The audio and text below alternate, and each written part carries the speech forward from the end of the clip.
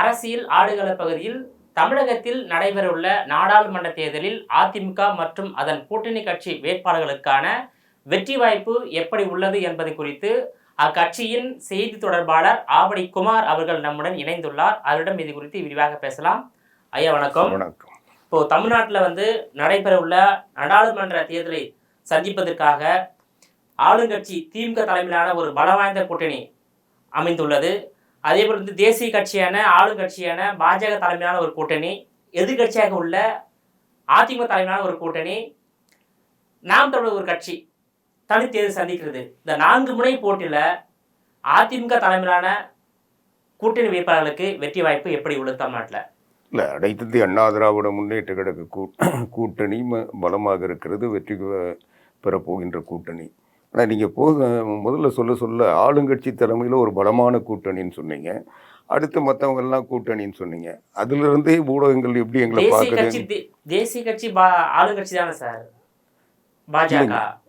அதுதாங்க, அரசியல் கட்சியை தான் சந்திக்குது. அது அவங்க பலமான கட்சி பலம் இல்லாத கட்சின்றது தேர்தல் முடிவுக்கு பிறகு தான் தெரியும். யார் என்ன நிலையில் போட்டியிடுறாங்கன்றது வேறு.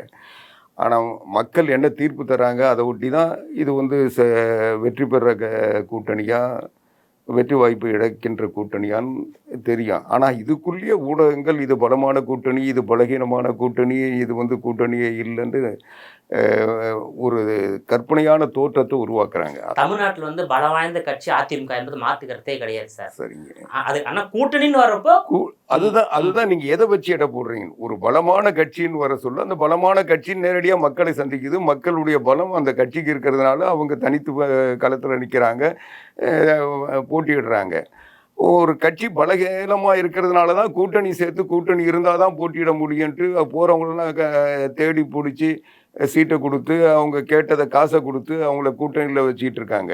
அதனால அவங்கள எப்படி பலமானவங்க நீங்கள் முன்மொழிகிறீங்கன்றது தான் எனக்கு புரியல. இல்லை, கூட்டணியில் பார்க்குறப்ப பலமாக இருக்கா? ஏன்னா அதிமுக 7 முறை தமிழ்நாட்டு ஆண்ட கட்சி, மாற்றுக்கிறது கிடையாது. திமுக 6 முறை ஆண்ட கட்சி தான். நீங்கள் சொல்கிறத நான் சொல்கிறதுக்கும் இடையில ஒரு பெரிய வேறுபாடு இல்லை. ஆனால் ஒரு கட்சி பலமாக இருக்கின்ற பொழுது கூட்டணி பலம் தேவையில்லை. அந்த கட்சிக்கு ஒரு பலகீனமான கட்சி தான் 10 கட்சியை சேர்த்து கூட்டணி அமைக்க வேண்டியிருக்கு. அதுதான் செஞ்சிட்டு இருக்காங்க. அதனால நாங்கள் எப்பவுமே பலமான கட்சி, அதனால நாங்கள் கூட்டணியை பெருசாக எதிர்பார்க்கல. ஆனால் அரசியல் ரீதியாக மற்ற கட்சிகள் கூட்டணி அமைக்க சொல்ல ஒரு தோற்றம், பல கட்சிகள் சேர்ந்தாதான் ஒரு கூட்டணின்ற மாதிரி ஒரு மாய தோற்றம் உருவாக்கப்பட்டிருக்கிறதுனால அதுக்கு ஏற்றவாறு நாங்கள் அரசியலில் காய்கள் நகர்த்தினோமே தவிர நாங்கள் அனைத்து இந்திய அண்ணா திராவிட முன்னேற்ற கழகம் சொந்த பலத்தை நம்பி தான் தேர்தல் காலத்தில் எப்பவும் நின்று இருக்கு, இப்போவும் நிற்கிது. இல்லை, இதுக்கு முன்பாக அதிமுக தலைமையில் அமைக்கக்கூடிய கூட்டணி பலமாக இருக்கும். ஆனால் இப்போ பார்த்தீங்கன்னாக்கா அதிமுக, தேமுதிக, எஸ்டிபிஐ, புதிய தமிழ் போன்ற சிறிய கட்சி தான் இருக்கு. அதனால் அதை வச்சு தான் நான் சொன்னேன். அதை வச்சு சொன்னா கூட அனைத்து இந்திய அண்ணா திராவிட முன்னேற்ற கழகம் 2014 எந்த கட்சியும் இல்லாமல் நாடாளுமன்ற தேர்தலை சந்தித்து 37 இடங்களில் வெற்றி பெற்றிருக்கு. அதனால எங்களுக்கு எங்களுடைய கட்சி தான் பலம். அதனால் கூட்டணிகள் அதுக்கு அரசியல் ரீதியான ஒரு சம்பிரதாயம் கூட சொல்லலாம். ஒவ்வொரு தேர்தலையும் கூட்டணியில் சில கட்சிகள் வர்றதும் கட்சிகளோடு சேர்ந்து கூட்டணி அமைக்கிறதும் எல்லா கட்சியும் தொடர்ந்து தமிழ்நாட்டு அரசியலை பொறுத்த வரைக்கும் 67க்கு பிறகு அண்ணா 67 வெற்றி பெற சொல்ல கூட்டணி பலத்தில் தான் அமைச்சு தான் வெற்றி பெற்றார். அதுக்கு பிறகு எல்லா கட்சியுமே கூட்டணி அமைச்சு தான் அது போட்டியிடுது. ஆனால் கூட்டணி இல்லாமல் போட்டியிட்டு வெற்றி பெற்ற ஒரே கட்சி அதிமுக தான். அதனால் எங்களுக்கு கூட்டணி என்பது ஒரு அது பலமா பலகீனமான எங்களுக்கு தெரியாது. ஆனால் எல்லா கட்சியும் அமைக்கிறவங்களுடைய நாங்கள் கூட்டணி கட்சிகளை நம்பி நாங்கள் தேர்தல் களத்துக்கு போல எங்களுடைய சொந்த சுயபலத்தால் நாங்கள் தேர்தலை அணுகிறோம். இப்போ முன்னாள் முதலமைச்சர் எம்ஜிஆர் அவர்கள் 1987ஆம் ஆண்டு மரணம் அடைந்த போது கட்சி பிளவுபட்டது. பிளவுபட்ட பிறகு நடைபெற்ற தேர்தலில், அதாவது 1989ஆம் ஆண்டு நடைபெற்ற சட்டமன்ற தேர்தலில் அதிமுக தோல்வி தழுவியது, திமுக வெற்றி பெற்றது. அது திமுக வெற்றி பெறதுக்கு காரணம் என்னன்னாக்கா அதிமுகவுடைய ஏற்பட்ட பிளவு தான் காரணம். அதே போல் இப்போ 2020 நடைபெற்ற சட்டமன்ற தேர்தலில் அதிமுக தோல்வி பெறுவதற்கு காரணமும் பிளவு தான் காரணம். அதை விட இப்போ அப்போ 21 ஓபிஎஸ் இப்போ ஒன்றா இருந்தாங்க. இல்லை, அதாவது 87 புரட்சித் தலைவர் எம்ஜிஆர் மறைவுக்கு பிறகு 89 2 அணிகளாக, 2 சின்னத்தில் 2 அரசியல் கட்சிகளாக அதிமுக பிளவுபட்டிருந்தது. அதை அப்போ அந்த இடைவெளியை பயன்படுத்தி திமுக ஆட்சிக்கு வந்ததுன்றது உண்மை. ஆனால் அதுக்கு பிறகு 2 கட்சியும் ஒன்றா சேர்ந்து மறுபடியும் இரட்டை இலையை மீட்டு கட்சி பழைய தோற்றத்தில் ஒற்றுமையாக கட்சி பிளவுகள் பிரச்சனைகள் சீர் செய்யப்பட்டு ஒரே கட்சியாக புரட்சித் தலைவர் எம்ஜிஆர் காலத்தில் இருந்த வலிமையோடு மறுபடியும் புரட்சித் தலைவர் அம்மா அவர்கள் தலைமையில் இந்த கட்சி புனரமைக்கப்பட்டது. அதற்கு பிறகு தொடர்ந்து இந்த கட்சி பயணித்து வந்திருக்கு. நீங்கள் இப்போது புரட்சித் தலைவர் அம்மா அவர்களுக்கு பிறகு கடந்த 2021 தேர்தலில் நாங்கள் வந்து வெற்றி வாய்ப்பை இழந்தோம், ஆட்சி உரிமையை இழந்தோன்றது உண்மை. ஆனால் பிரதானமான நான் முடிச்சிடுறேன்.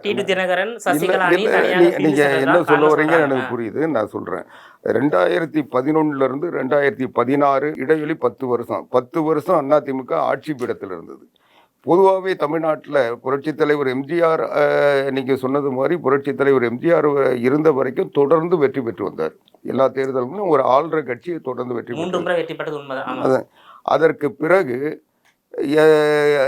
89 தேர்தலுக்கு பிறகு நடந்த எல்லா தேர்தல்களிலும் ஆளுகின்ற கட்சி மறுபடியும் வெற்றி பெற்றதில்லை.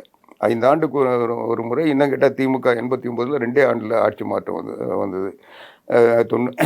91 அதிமுக ஆட்சிக்கு வந்துருச்சு. அதுக்கு பிறகு 5 ஆண்டுகளுக்கு பிறகு திமுக வந்தது. திமுகவுக்கு பிறகு அதிமுக வந்தது. இப்படி தான் மாறி மாறி வந்தது. ஆனால் 2021 அனைத்து இந்திய அண்ணா திராவிட முன்னேற்ற கழகம் வெற்றி பெற்றது. 5 ஆண்டுகளுக்கு பிறகு மறுபடியும் எந்த எதிர்ப்பாளையும் இல்லாமல் அதிமுக மறுபடியும் ஆட்சிக்கு வந்தது 2016.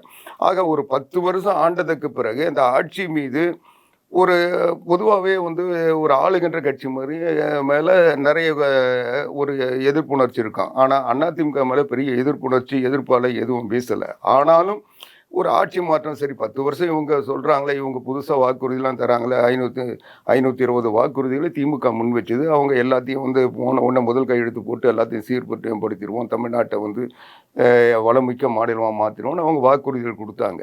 அப்போ கூட ஒன்றும் பெருசாக அவங்க வந்து வெற்றி பெறலை. அதிமுகவுக்கும் திமுகவுக்கும் இருந்த திமுக கூட்டணிக்கும் ஒரு பலமான கூட்டணி, நீங்கள் சொன்னது போல் பலமான கூட்டணி அமைச்சு தான் 2021 போட்டிட்டாங்க கட்சி கூட. அதுதான், அவ்வளோ கட்சிகளை சேர்ந்து கூட அதிமுக மயிரிழையில தான் அவங்க வெற்றி பெற முடிஞ்சது. 3% வாக்கு தான். அதில் 1.5% வாக்கு இந்த பக்கம் வந்திருந்தா அதிமுக கூட்டணி தான் வெற்றி பெற்றிருக்க முடியும். அது மட்டும் இல்லாமல் நீங்கள் பாருங்கள், ஒரு ஆளுங்கட்சி அது வெற்றி வாய்ப்பு இழந்து இன்னொரு எதிர்கட்சி ஆட்சிக்கு வர சொல்ல, அந்த அடுத்து வர சொல்ல சட்டமன்ற உறுப்பினர் எண்ணிக்கை எவ்வளோ இருக்கும். ஆனால் இந்த முறை அதிமுக கூட்டணி 75 இடத்துல வெற்றி பெற்றது.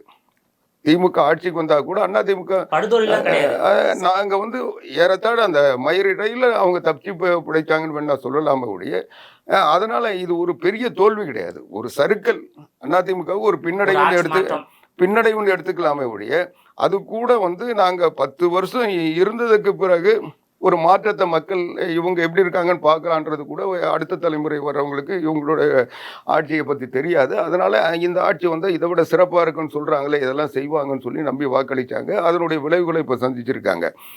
அதனால் ஏற்பட்ட இந்த சறுக்கலை தவிர நாங்கள் ஆட்சி இழந்தது எங்களுக்கு வந்து வருத்தம் இல்லை.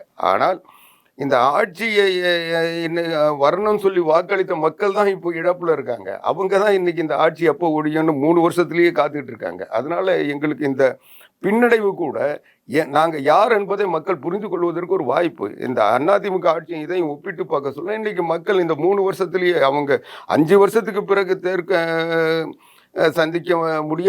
சந்திக்கக்கூடாத எதிர்ப்புகளெல்லாம் இந்த 3 வருஷத்துலேயே சந்திச்சுட்டு இருக்காங்க. இன்றைக்கி கூட களத்தில் வந்து அவங்க போகிற இடங்கள்லாம் அவங்களுடைய வேட்பாளர்கள் உள்ள நுழைய முடியாத பல இடங்கள் இன்றைக்கு ஆளுங்கட்சியாக இருந்து கூட எதிர்ப்பு உணர்ச்சிருக்கு. இன்றைக்கும் அதிமுக வந்து சாதாரணமான வேட்பாளர்கள் சாதாரணமாக போய் வாக்கு கேட்டுக்கிட்டு நாங்கள் இயல்பாக தான் இருக்கோம். அதனால் மக்களோட நாங்கள் இருக்கிறதுனால எங்களுக்கு எந்த பிரச்சனையும் இல்லை. எங்களுக்கு எதுவுமே வந்து பலகீனம் இல்லை, நாங்கள் பலமாக தான் இருக்கோம். இப்போ தமிழ்நாட்டில் வந்து 1967 பிறகு 2 திராவிட கட்சிகள் மாறி மாறி தமிழகத்தை ஆண்டு வருகிறது. அந்த வரிசையில் பார்த்தீங்கன்னாக்கா முன்னாள் முதலமைச்சர் எம்ஜிஆர் அவர்கள் தலைமையிலான அதிமுக தொடர்ந்து 3 முறை வெற்றி பெற்றது. அதே போல் முன்னாள் முதலமைச்சர் தலைமையிலான அதிமுக தொடர்ந்து 2 முறை வெற்றி பெற்றது.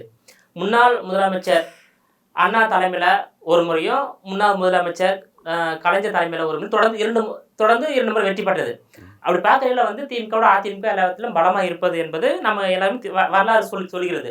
ஆனால் இந்த முறை வந்து கூட்டணி என்று பார்க்கும்போது திமுக தலைமையிலான கூட்டணி ரொம்ப ஸ்ட்ராங்காக இருக்குது, பாஜக தலைமையிலான கூட்டணி வந்து ஸ்ட்ராங்காக இருக்குது, அதிமுக பலம். ஆனால் அது சேர்ந்துள்ள கூட்டணி கட்சிகள் பலமா என்பது ஒரு கேள்விக்குறிதான். இல்லை நீங்கள் கேள்விக்குறின்னு எதை சொல்கிறீங்கன்னு எனக்கு தெரியல. ஒரு கட்சி கூட்டணியை வந்து 10 பேர் சேர்ந்தா பலம், 20 பேர் சேர்ந்தா பலம், 2 பேர் நான் சொல்கிறது கேளுங்க, 2 பேர் 3 பேர் தன்னந்தனியாக வந்து எதிர்கொண்டா அவங்க பலகீனமானவங்க. நீங்கள் வந்து ஒரு எண்ணிக்கை அடிப்படையில் சொல்கிறீங்க. நீங்கள் நான் அதையே திருப்பி சொல்கிறேன். 10 பேர் வந்து சேர்ந்து ஒருத்தரை எதிர்க்கிறாங்கன்னா அப்போ யார் பலசாலி? தனியாக இருக்கிறவங்க பலசாலியா இல்லை 10 பேர் சேர்ந்தவங்க பலசாலியா? அதில் ஜெயிக்கிறவங்க தான் பலசாலி சார். அதுதான் அது ஜெயிக்கிறது ரெண்டாவதுங்க. எதிர்கொள்கிற மனநிலை இருக்கணும்ல, ஒரு வலிமை இருக்கணும். ஒரு போர்க்களத்துக்கு போக சொல்ல ஒரு பெரிய படையை சந்திக்கிறோன்ற ஒரு நினைப்பு இல்லாமையா போவாங்க. அதாவது 10 பேர் போத்தொடுக்க வந்தாலும் ஒரு தைரியமா வந்து எழுந்து 10 பேர் இல்லைங்க, 10 பேர் செய்கிற வேலையை இந்த ஒருத்தரால செய்ய முடியுன்ற எண்ணத்தோட தான் போறாங்க. அதுல போட்டு ஈக்குவல் ஃபைட் கொடுக்குறாங்கல்ல. அங்க போயிட்டு சும்மா வந்துடல.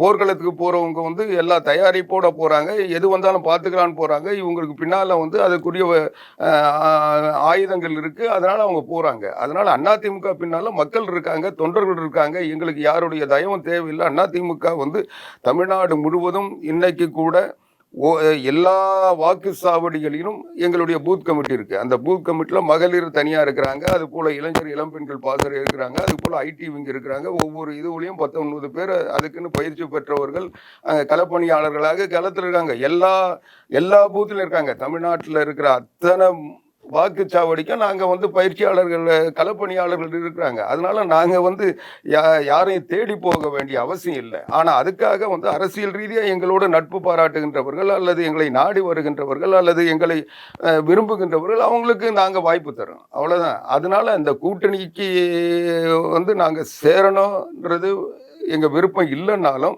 அரசியல் ரீதியாக மற்ற கட்சிகள்லாம் ஒரு ஆயுதத்தை பயன்படுத்த சொல்ல நாங்கள் வந்து அதை பயன்படுத்த மாட்டோம்னு சொன்னால் அது வந்து அரசியல் ரீதியாக எங்களை வந்து தனிமைப்படுத்தும். அது இருக்கக்கூடாதுன்றதுக்காக அதுக்கான முயற்சியில் நாங்கள் பண்ணுறோம். அந்த முயற்சியை வந்து ஒரு பேச்சுவார்த்தை நடந்துகிட்டு இருக்கு. ஆனால் அந்த பேச்சுவார்த்தையில் அவங்க என்ன எதிர்பார்ப்புன்றதோ அது அவங்களுக்குரிய எதிர்பார்ப்பாக இருந்தால் அதை எங்களால் செய்ய முடியும். அவங்க அப்நார்மலாக எதிர்பார்த்தாங்களா அதை செய்ய வேண்டிய அவசியம் இல்லைன்னு சொல்ல அவங்க வெளியே போகிறாங்க. உங்களுடைய விரிவான தகவலுக்கு ரொம்ப நன்றி சார். நன்றி. நீங்களே மீண்டும் இது போன்ற மற்றொரு அரசியல் ஆடுகளத்தில் மற்றொரு ஆளுமையுடன் சந்திக்கும் வரை உங்களிடமிருந்து விடைபெறுவது நான் உங்கள் விஜயபாலன்.